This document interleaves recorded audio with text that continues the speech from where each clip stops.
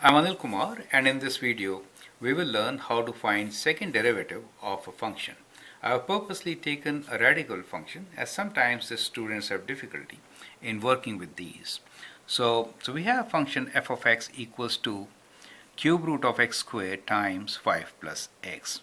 You need to determine the second derivative of this function, right? So we are given f of x as equal to this cube root function, this radical, could be written as x to the power of 2 over 3 times we have 5 plus x, right?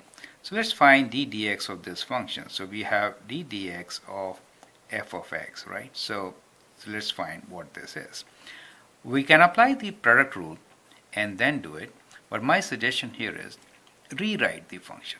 So when you rewrite the function, you get 5 times x to the power of 2 over 3 plus x to the power of, add the powers, this times that, so plus 1, right? 2 over 3 plus 1 will give you 5 over 3, correct?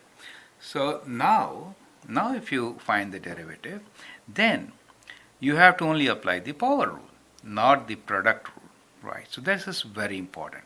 So we'll find the derivative of this function from the simplified form. So it really becomes, so I'm using that function, right? So it becomes 5 times 2 over 3 x to the power of 2 over 3 minus 1 plus here we have 5 over 3x to the power of 5 over 3 minus 1, correct? So that gives us 10 over 3 x to the power of 2 minus 3 is minus 1, so minus 1 over 3 plus we have here 5 over 3 to the power of 5 minus 3 is 2, so we get x to the power of 2 over 3. You get the idea, right? So that is how we can easily find the first derivative. Now let's repeat this process. I could have written this as f dash x also, right? So that is our first derivative. Now let's write down the second derivative, f double dash x or d2 dx, or we could write d2 dx of f of x. Is that okay? Both are the correct ways of writing. So the second derivative will be 10 over 3 times minus 1 over 3 x to the power of minus 1 over 3 minus 1, and in this case it will be plus 5 over 3 times 2 over 3 x to the power of 2 over 3 minus 1. So let's simplify.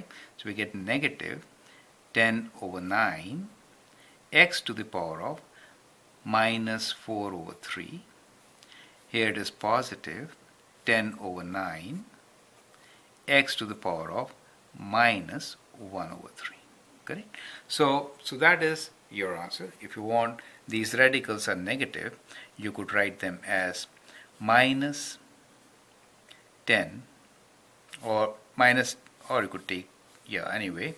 So you could write this as minus 10 over 9 could be taken common also in this particular case. So let's say minus 10 over 9. In this case, this is 1 over x, fourth root and cubed. So it is cube root x to the power of 4. You could write like this, right? Plus minus 1 over 3. So I'm writing 1 over cube root of x, right? So that could be one way of writing your answer. Well, it should be minus here since I took negative 10 over 9 as a common factor, right? So you could do derivatives like this. Whenever radical functions are there, it is advisable to write them in exponent forms. Then it becomes kind of simpler, right? So at this stage you may factor and rewrite your expressions, correct?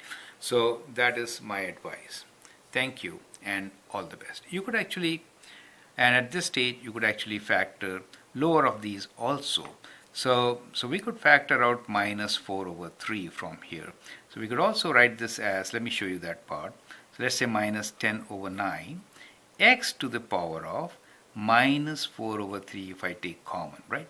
In that case, I have 1 and then minus, and in this case, I have to write x to the power of minus 1 over 3 minus of minus 4 over 3. So it gets added up. So you get x here. You see that? So that could be a better answer. This really helps because at times, if you want to find when is second derivative 0, you know it is 0 at 0. No, that 0 is not applied because this is in the denominator. That is 0 at x equals to 1, right? So let me rewrite this. Let me rewrite this as minus 10 over 9, and here we have cube root of x to the power of 4, and here we have 1 minus x. Correct? I hope you understand how I got this. Let me show you here. On the side, how we got this part, we got x to the power of minus 1 over 3 minus of minus 4 over 3. Do you see that? So that gives us plus 4 over 3. So that is how we got 3 over 3 or just 1. Correct? So that is how we should be solving such questions. I hope that really helps you. Thank you and all the best.